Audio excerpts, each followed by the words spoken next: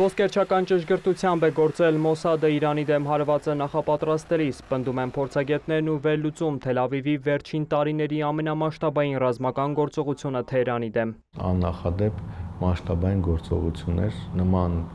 ուղիղ բախում երկու երկրների միջև չէր եղել։ Անցյալ տարի երկու անգամ նման միջադեպ գրանցվել է ապրիլին եւ հոկտեմբերին, բայց դրանք այս ծավալի չեն եղել։ Սա ակնհայտ թիրախային գործողություններ լայնամասշտաբ, որի նպատակը Իրանի միջուկային եւ հրթիռային ներուժը չեզոքացնելն է։ Հարցը դիվանագիտական ճանապարհով էին փորձում լուծել Իրանն ու Միացյալ Նահանգները, որոնք 5 բանակցություններ էին ունեցել, 6-րդը նախատեսված էր հունիսի 15-ին, մինչդեռ Իսրայելը փորձեց կանխել դիվանագիտական հնարավոր գործարքը։ Փաստորեն ստացվեց իրանց մոտ, որ զախոխի բանակցությունները եւ մեծնեն հարկադիր Իրանին մեծնեն պատերազմի մեջ եւ նաեւ ներկայացեն Միացյալ Նահանգները այդ պատերազմին։ Միացյալ Նահանգները հայտարարել է, որ ուղիղ մասնակցություն չունի այդ հարձակման, բայց իրեն տեղյակ են եղել, Իսրայելը տեղյակ է եղել եւ պետք է հարց տալ Միացյալ Նահանգներին, եթե Իրանի հետ բանակցություններ է վարվում, ինչպեսի թույլ է տալիս, որ այդպեսի հարձակում լինի եւ զախողեն բոլոր խաղաղ ճանապարհները։ Թե ինչպես կզարգանան գործողությունները կախված կլինի մի քանի հանգամանքից, նշում է փորձագետը։ Առաջինը Իսրայելի ռազմական ներուժը չեզոքացնելու Թեհրանի վճռականությունն է։ Երկրորդ հանգամանքը արդյոք զարգացումները կտեղափոխվեն Իրանի տարածք, այսինքն կհաջողի իսրայելական կողմին նրա տարածաշրջանային արտաքին դաշնակիցներին հրահրել կոնֆլիկտ բուն Իրանի ներսում։ Եթե դա հաջողի, արդեն կբարթանա Իրանի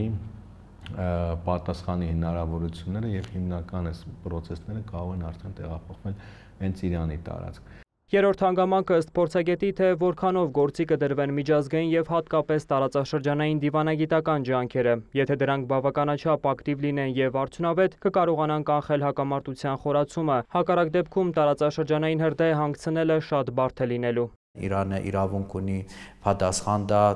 ոտնձգություն է իր տարածքային ամբողջականությունի դեմ եւ շուտով մենք կտեսնենք, որ պատասխան հարձակումը Իրանի կողմից կլինի Իսրայելին։ Հնարավոր բոլոր սցենարներին Իրանը պատրաստվել է, պնդում է իրանցի Փույա Հոսեյնին, մինչդեռ Արմեն Պետրոսյանը կարծում է, որ Իսրայելը բթացրել էր թե Իրանի եւ թե միջազգային հարության զգոնությունը։ Իրենք հայտարարում են, որ դե մենք ընդունում ենք Միացյալ Նահանգների դիրքորոշումը, թե Միացյալ Նահանգներն ասում են, որ չի լինելու, որ պետքա իրանք չեն աջակցում ռազմական սցենարին եւ նախապատվությունը տալիս են դիվանագիտական սցենարին, ուրեմն պետք է մեր դաշնակիցները ոնց կասի, այդպես կանենք։ Իրենց մոտեցում փորձագետները այդպես են խոսում, պետական իշխանության ներկայացուցիչները այդպես են խոսում, այսինքն մաքսիմալ բթացված էր, որևէ մեկը չէր սպասում։ Բոլորը ակնկալում են, որ Օմանում շատ բարդագույն բանակցություններ են լինելու ու կոնկրետ Իրանի առջև դրվելու է ուլտիմատում, վերջնագիր, այսինքն կամ ընդունում եք մեր տարբերակը, կամ լինելու է ռազմական սցենար։ Բայց իրենք այս համատեքստում իրականացրեցին ռազմական գործողություն եւ փորձեցին խնդիրը լուծել ռազմական եղանակով։ Իսրայելի հարձակումն Իրանի տարածքային ամբողջականության նկատմամբ ոտնձգություն է, որը բացասական ազդեցություն է ունենալու տարածաշրջանում, հայտարարել է Հայաստանի անվտանգության խորհրդի քարտուղար Արմեն Գրիգորյանը։ Երևանը որոշ ժամանակ առաջ սկսել է նախապատրաստվել եւ քննարկել բոլոր հնարավոր սցենարները։ Հայաստանից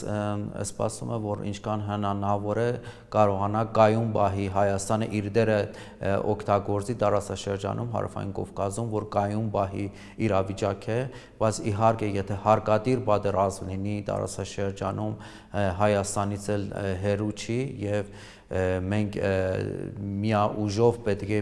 պայքարենք իրենց նկերտումների համար, որովհետև կարող է առիթից օգտվեն, փորձեն Զանգեզուրի միջանցք իրականացնեն, դրա համար պետք է հիմա Իրան եւ Հայաստանի անվտանգության ոլորտում սկսեն շատ օպերացիաներ անեն եւ